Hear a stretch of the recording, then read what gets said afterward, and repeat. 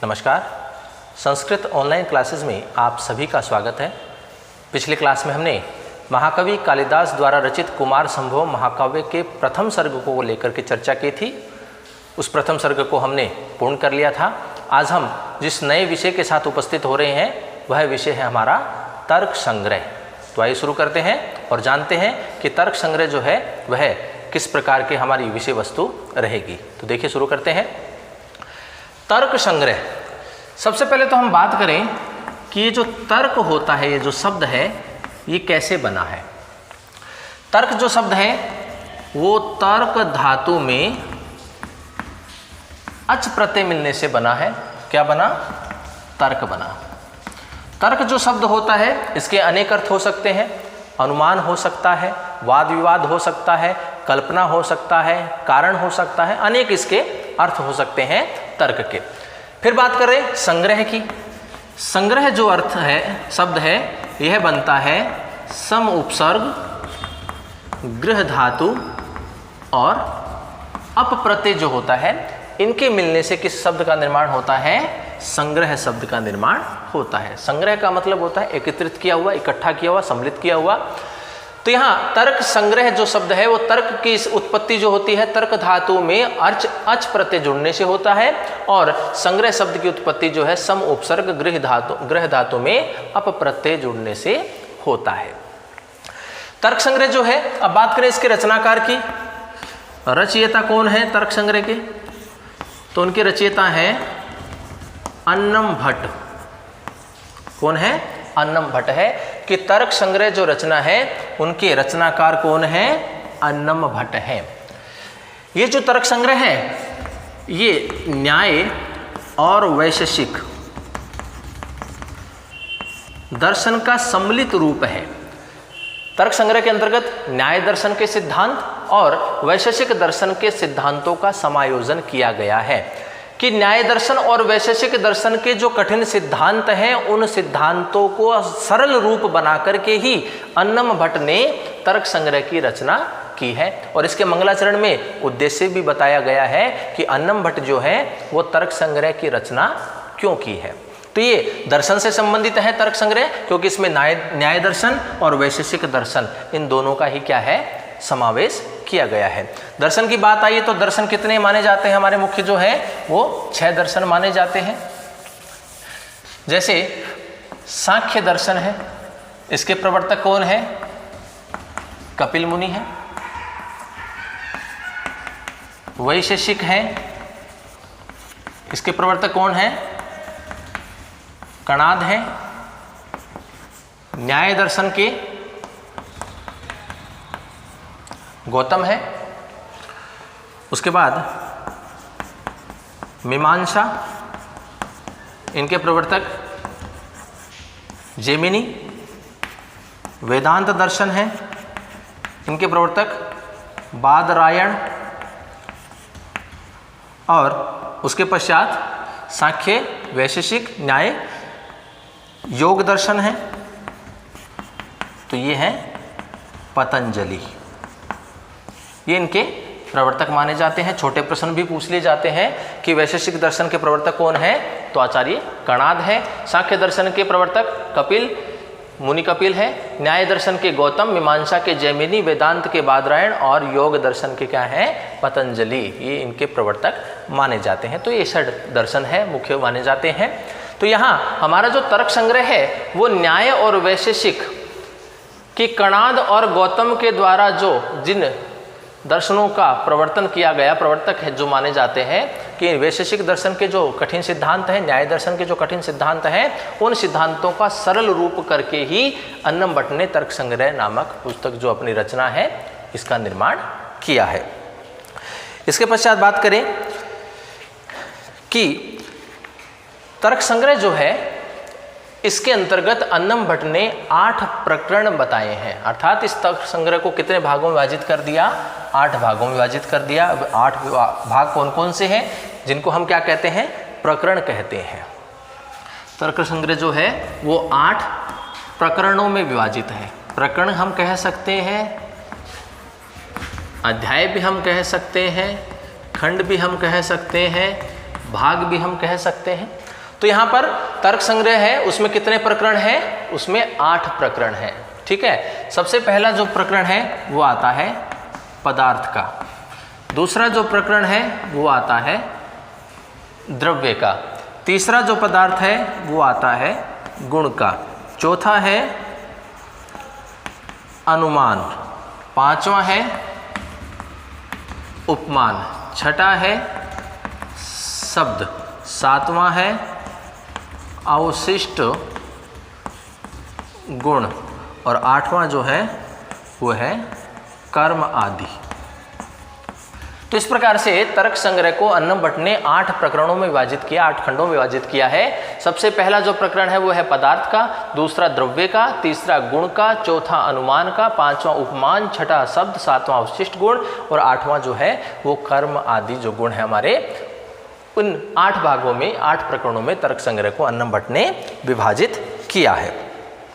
अब हम बात करते हैं तर्क संग्रह के मंगलाचरण की, अर्थात अब हम इस तर्क संग्रह को प्रारंभ कर रहे हैं। मंगलाचरण की सबसे पहले बात आई है कि मंगलाचरण जो होता है वो क्या होता है, किस प्रकार का होता है। तो देखिए, मंगलाचरण के लिए स्थिति होती है, मंगलाचरण वह होता है जिसके अंतर्गत कोई कवि, कोई रचनाकार जब अपनी रचना करता है, उसका निर्माण करता है, तो वह अपने इष्ट देव का स्मरण करता है। और वो इसलिए करता है कि उसकी जो रचना होती है वो निर्विघ्न रूप से संपूर्ण हो जाए, पूर्ण हो जाए, और जिस लक्ष्य को मान करके, जिस उद्देश्य के साथ वह उसकी रचना कर रहा है, तो वह उद्देश्य भी उसका पूर्ण हो जाए। तो इसके अंतर्गत वह अपने इष्ट देव का स्मरण करता है। मंगलाचरण जो होता है वह 3 प्रकार का होता है। पहला होता है नमस्कारात्मक, दूसरा होता है आशीर्वादात्मक और तीसरा होता है वस्तु निर्देशात्मक। तो मंगलाचरण की जो स्थिति है वो 3 प्रकार की होती है, नमस्कारात्मक, आशीर्वादात्मक और वस्तु निर्देशात्मक। तो मंगलाचरण होता क्या है? ये प्रारंभ में होता है, किसी भी रचना का प्रारंभिक जो पद्य होता है या प्रारंभ में हम जिसकी बात करें वो क्या होता है? मंगलाचरण होता है, जिसके अंतर्गत एक कवि, एक रचनाकार अपने इष्ट देव का स्मरण करता है और वह जिस रचना का निर्माण कर रहा है वह निर्विघ्न रूप से पूर्ण हो जाए, उसमें किसी प्रकार की बाधा न हो, और जिस उद्देश्य के साथ वह उसको बना रहा है, रच रहा है, उसका निर्माण कर रहा है, वह उद्देश्य भी वह पूर्ण हो जाए। तो इसी के लिए वह मंगलाचरण करता है। तो हम यहाँ बात करेंगे तर्क संग्रह का जो मंगलाचरण है उसको लेकर के बात करें। तो देखिए, लिख रखा है निधाय हृदय विश्वेशम, निधाय हृदय विश्वेशम। विश्वेशम अर्थात संपूर्ण विश्व का जो ईश है, अर्थात जो देवता है, जो स्वामी है, ऐसा भगवान शंकर। तो यहाँ अन्नम भट्ट जो है वो कैसे हैं? शैव है। शैव का तात्पर्य हो गया भगवान शिव को मानने वाले, अर्थात यहाँ पर भगवान शिव जो हैं वो अन्नम भट्ट के क्या हैं? इष्ट हैं, अर्थात इष्ट देव है, तो उनका स्मरण कर रहा है। तो कहते हैं कि निधाय हृदय विश्वेशम अर्थात संपूर्ण विश्व के स्वामी उस भगवान शंकर को हृदय अर्थात अपने हृदय में निधाय अर्थात रख करके, अर्थात उनका स्मरण करते हुए, विधाय गुरु वंदनम और गुरु की वंदना करके, गुरु आदि जो हैं हमारे, उनका अभिवादन आदि करके, उनकी वंदना करके, बालानाम सुख बोधाय अर्थात जो बालक हैं, जो अल्प बुद्धि वाले होते हैं, ऐसे उन बालकों के सुख बोधाय, सुख से बोध कराने के लिए, अर्थात उनको अच्छे से या जल्दी से शीघ्रता से चीज़ें समझ में आ जाए कि जो न्याय दर्शन में और वैशेषिक दर्शन के जो कठिन सिद्धांत हैं वो बड़ी आसानी से समझ में आ जाए, ऐसे इनके लिए क्रियते तर्क संग्रह है, इसलिए मैं तर्क संग्रह की रचना कर रहा हूँ। तो यहाँ पर अन्नम भट्ट ने जो मंगलाचरण की स्थिति के रूप में कहा है कि निधाय हृदय विश्वेशम अर्थात भगवान शंकर, अर्थात उस संपूर्ण विश्व के स्वामी भगवान शंकर को अपने हृदय में रख करके, उनका स्मरण करके, विधाय गुरु वंदनम और अपने गुरु का अभिवादन करके, बालानाम सुख बोधाय, बालकों के सुख के बोध के लिए, अर्थात बालक यहाँ जो स्वल्प होते हैं, अल्प बुद्धि वाले होते हैं, ऐसे उन बालकों के लिए सुख से बोध कराने के लिए क्रियते तर्क संग्रह, मैं तर्क संग्रह का निर्माण कर रहा हूँ। तो इस प्रकार से यहाँ अन्नम भट्ट अपने इष्ट भगवान शिव का स्मरण कर रहे हैं और उद्देश्य भी यहाँ पर बताया गया है कि उद्देश्य क्या है तर्क संग्रह की रचना करने का, तो वो है स्वल्प जो बालक आदि होते हैं, जो कम बुद्धि वाले होते हैं, ऐसे बालक भी जो दर्शन है हमारे न्याय दर्शन और वैशेषिक दर्शन, इनके सिद्धांतों को आसानी से समझ सके, सुखपूर्वक उनको जान सके, इसी के लिए इस तर्क संग्रह की रचना की गई है। तो यहाँ उद्देश्य भी बताया गया है और अपने इष्ट देव का स्मरण करते हुए मंगलाचरण यहाँ पर किया गया है। अब हम बात करें, सबसे पहला जो हमारा प्रकरण है वो है पदार्थ का। तो हम पदार्थ की सबसे पहले बात करते हैं कि यह जो पदार्थ होते हैं इसकी स्थिति क्या है। तो अन्नम भट्ट ने पदार्थों की जो संख्या है वो कितनी बताई गई है? 7 बताई है। अन्नम भट्ट ने तर्क संग्रह के अंतर्गत पदार्थों की संख्या कितनी बताई है? 7 बताई है। और वो 7 पदार्थ कौन कौन से हैं? द्रव्य, गुण, कर्म, सामान्य, समवाय, विशेष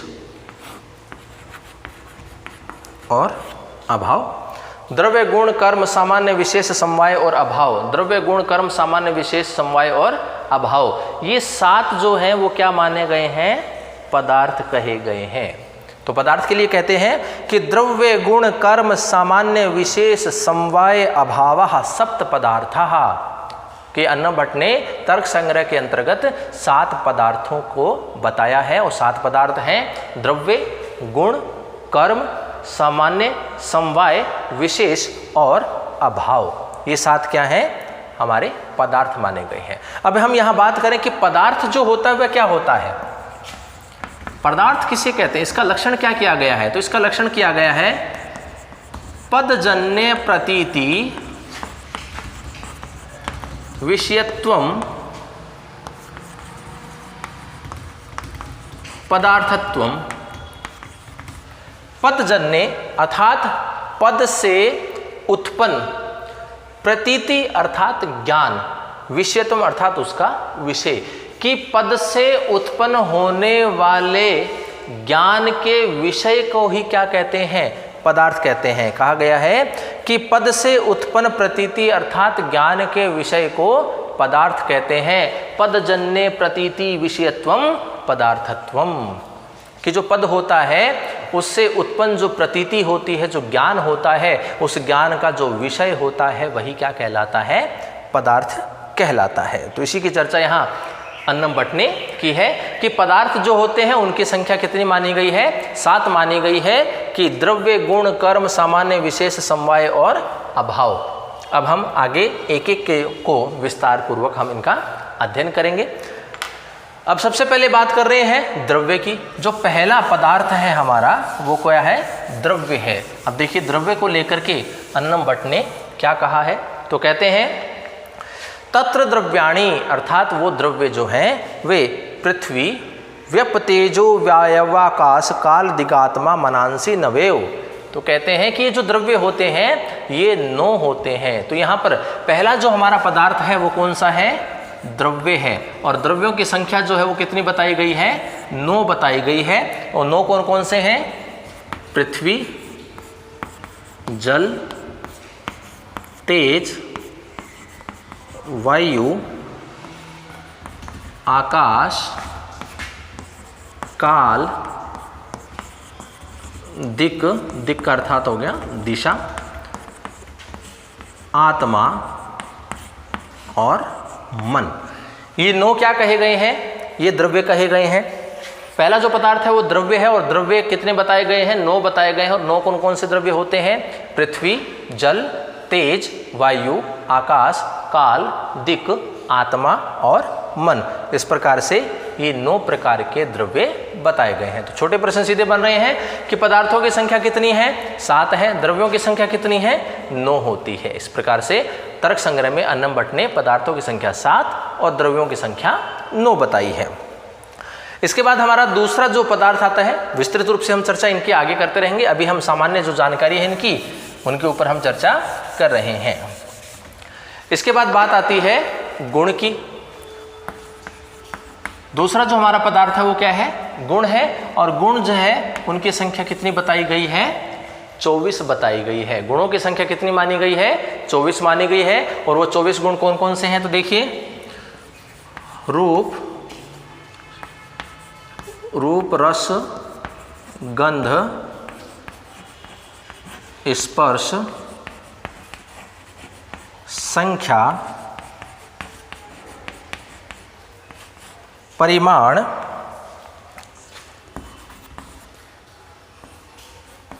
पृथक्त्व,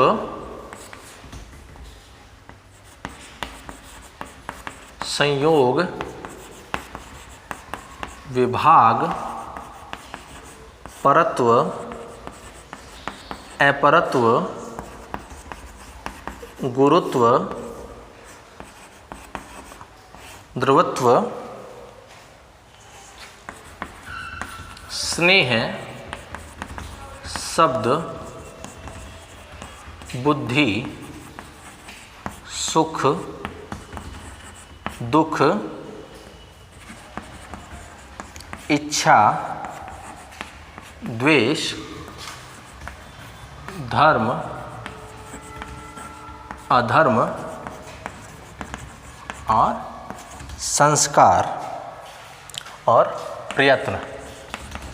देखिए कितने हो गए, 1, 2, 3, 4, 5, 6, 7, 8, 9, 10, 11, 12, 13, 14, 15, 16, 17, 18, 19, 20, 21, 22, 23 और 24।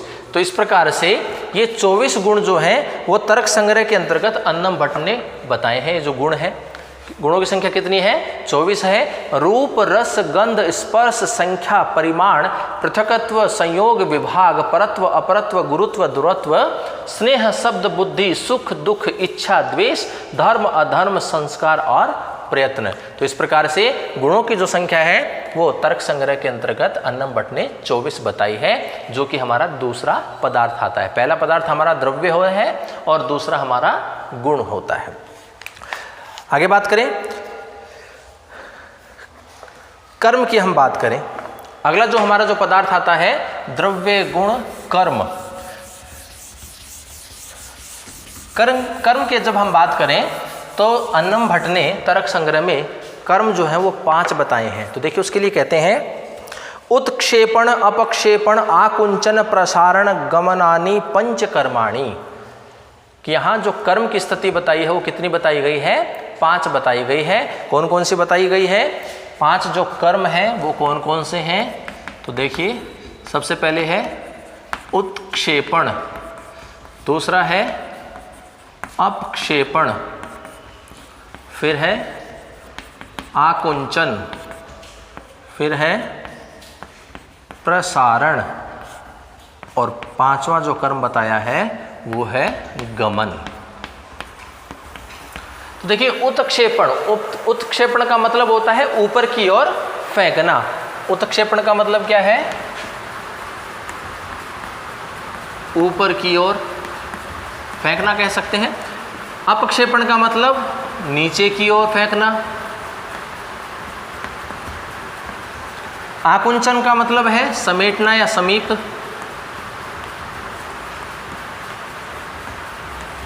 प्रसारण का मतलब है फैलाना। और गमन, ये जो अंतिम गति है, सारी बची हुई जितनी भी गतियां जो होती हैं वो सारी की सारी किस में शामिल हो जाती है, गमन में शामिल हो जाती है। अर्थात चलना, गमन का अर्थ क्या है, चलना होता है। तो देखिए कर्म जो है वो तर्क संग्रह के अंतर्गत अन्नम भट्ट ने 5 बताए हैं: उत्क्षेपण, अपक्षेपण, आकुंचन, प्रसारण और गमन। उत्क्षेपण का मतलब ऊपर की ओर, अपक्षेपण का मतलब नीचे की ओर, आकुंचन का मतलब समेटना या समीप लाना, प्रसारण का मतलब फैलाना और गमन का मतलब चलना। तो इस प्रकार से 5 कर्म तर्क संग्रह में बताए गए हैं। उसके बाद बात हम करें सामान्य की। अगला जो हमारा जो पदार्थ है वो है सामान्य।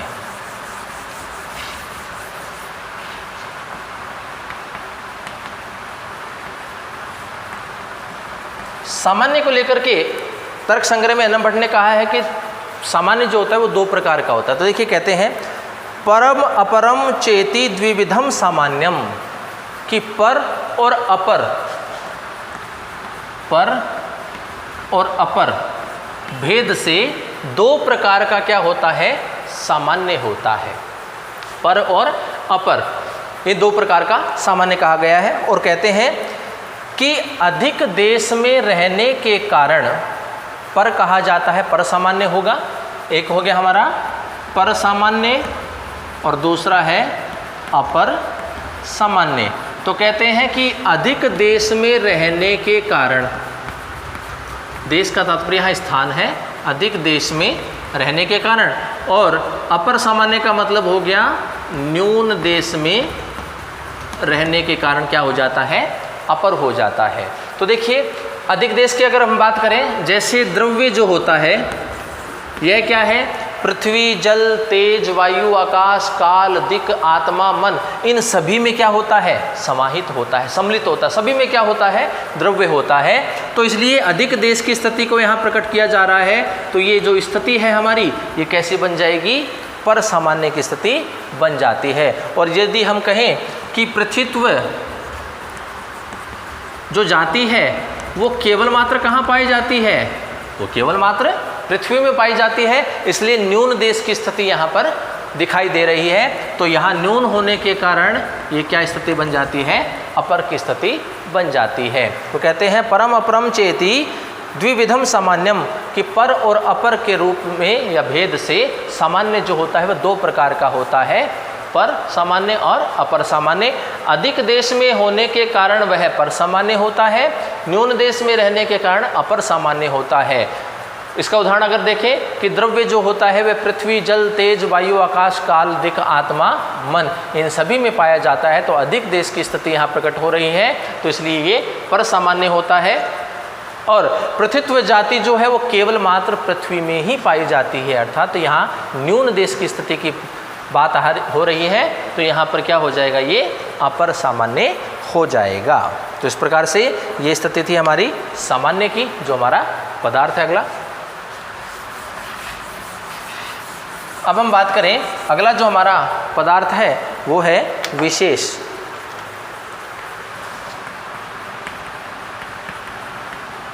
सात जो पदार्थ बताए गए थे उनका हम सामान्य जानकारी देख रहे हैं। तो जो विशेष होता है, तो देखिए उसके लिए कहते हैं नित्य द्रव्य वृत्तयो विशेषास्त्व अनंता एव। तो कहता है कि नित्य द्रव्यों में रहने वाला जो विशेष होता है वह असंख्य होता है, असंख्य माना जाता है। जब नित्य द्रव्य है, सदैव ही रहने वाला है, तो वह अनंत होता है। तो यहाँ पर स्थिति देखें कि जैसे द्रव्य आदि है वह पृथ्वी, जल, तेज, वायु, आकाश, काल, दिक्, आत्मा में नित्य रूप से रहता है। तो यहाँ पर जो स्थिति है वह कैसी है, विशेष की स्थिति है। यदि हम विशेष की बात ही नहीं करें, अगर हम विशेष की सत्ता को स्वीकार नहीं करें, तो हर आत्मा क्या हो जाएगी, एक जैसी हो जाएगी, जो कि संभव नहीं है। प्रत्येक आत्मा जो होती है वो भिन्न भिन्न होती है। यदि हमें 2 पदार्थों में भेद करना हो, तो विशेष नाम का जो चीज़, वस्तु या पदार्थ हम किसी को माने, तो वह उसी के माध्यम से हम 2 पदार्थों के मध्य में भेद कर सकते हैं। तो उस विशेष के माध्यम से ही अंतर हम स्पष्ट कर सकते हैं। तो ये जो विशेष होता है, ये नित्य द्रव्यों में रहने के कारण कैसा माना जाता है, अनंत माना जाता है।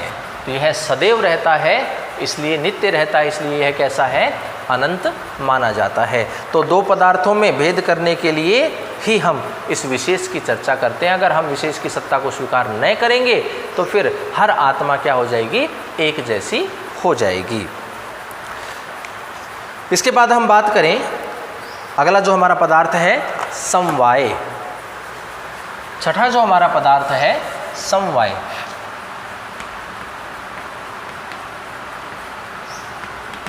समवाय, समवाय संबंध होता है ये। तो देखिए संबंध जो होता है वो दो प्रकार का होता है। एक होता है संयोग संबंध और एक होता है समवाय संबंध। अब देखिए दोनों को स्पष्ट करते हैं कि संयोग क्या होता है। संयोग ये होता है कि जो संयोग किए बिना भी अपनी सत्ता को बनाए रखे, अपना अस्तित्व बनाए रखे, कि जो अलग अलग भी कर दिया जाए, ऐसे दो पदार्थ जो संयोग न भी करें, दोनों को आपस में न भी मिलाएं, तो दोनों क्या है, अपनी अपनी सत्ता को बनाए रखते हैं। तो वो उन दोनों का जो संबंध होता है वो कैसा कहलाता है, संयोग कहलाता है। समवाय का मतलब होता है कि जो एक में नित्य रूप से रहे, सदैव रहे, उसमें से अलग नहीं रहे, उसको अलग नहीं करे। अगर अलग कर भी दिया तो दोनों ही अपना अपना अस्तित्व नहीं बना करके रख सकते। ऐसी स्थिति जो होती है वो कैसी होती है, समवाय की होती है। तो द्रव्य आदि जो होते हैं, पृथ्वी जल तेज वायु आकाश काल दिकात्मा मन में नित्य रहता है। तो यहाँ संयोग की स्थिति में क्या आता है, अनित्य होता है। अनित्य क्या हो गया कि जो अपनी सत्ता को अलग अलग बना करके रख सकते हैं, तो वो जो होता है वो अनित्य होगा। अनित्य होने से उनका संबंध कैसा कहा जाएगा, संयोग कहा जाएगा। और समवाय क्या होता है, नित्य होता है। नित्य होने से वह क्या है, एक के अंतर्गत नित्य रहता है, सदैव रहता है, बना रहता है, वो अपनी अलग सत्ता नहीं बना करके रख सकते। तो ऐसा जो संबंध होता है वह कैसा संबंध होता है, समवाय संबंध होता है। और यह जो समवाय संबंध होता है यह अंग अंगी क्रिया क्रियावान गुण गुणी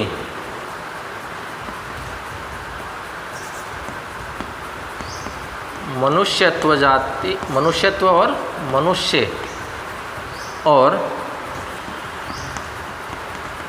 विशेष नित्य, इन सभी स्थितियों में होता है। ये सारे के सारे क्या कहे जाते हैं, इन्हीं में कैसा संबंध पाया जाता है, समवाय संबंध पाया जाता है। कि जो अपनी अलग सत्ता को बनाए रख सके वो क्या कहलाते हैं, वो युत सिद्ध कहलाते हैं।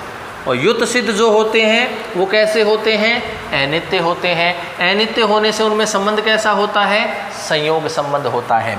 इसके पश्चात जो अपना अस्तित्व नहीं बना करके रख सकते, अलग अलग जो नित्य एक दूसरे में सम्मिलित रहते हैं, एक में बना करके रहते हैं, तो वो क्या कहलाते हैं, वो अयुत सिद्ध कहलाते हैं। अयुत सिद्ध होने से वो क्या होते हैं, नित्य होते हैं। और नित्य होने से उनका संबंध कैसा हो जाएगा, समवाय का हो जाएगा। तो इसलिए ये स्थिति है हमारी समवाय की, कि संबंध जो होता है वो दो प्रकार का होता है, संयोग संबंध और समवाय संबंध। संयोग वह होता है कि जो जोड़े जाने पर भी या उनको अलग किए जाने पर भी अपनी अपनी सत्ता को बनाए रखे, वह संबंध संयोग संबंध होता है। और जो मिलकर के रहे अर्थात एक में नित्य रूप से रहे, तो ऐसा संबंध जो होता है वह समवाय संबंध होता है। समवाय संबंध नित्य होता है, संयोग संबंध अनित्य होता है। अनित्य होने से वह युत सिद्ध है और नित्य होने से वह अयुत सिद्ध है। तो ये स्थिति है हमारी, जो छठा जो हमारा पदार्थ है समवाय, तो उसके लिए है। अब हम बात करें जो हमारा अंतिम जो पदार्थ है अभाव, उसको देखते हैं।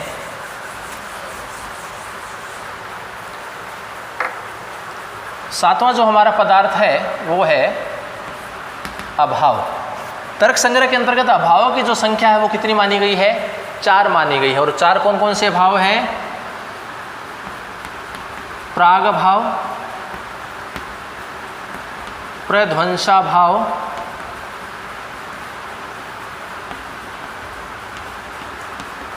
अत्यंता भाव और चौथा है अन्योन्या भाव। प्राग भाव, प्रध्वंसा भाव, अत्यंता भाव और अन्योन्या भाव, चार प्रकार का अभाव जो है वो अन्नम भट्ट ने तर्क संग्रह में माना है। अब देखिए प्राग भाव क्या होता है। प्राग का मतलब होता है पहले, अभाव का मतलब होता है जो नहीं होता है, जिसकी उत्पत्ति नहीं हो।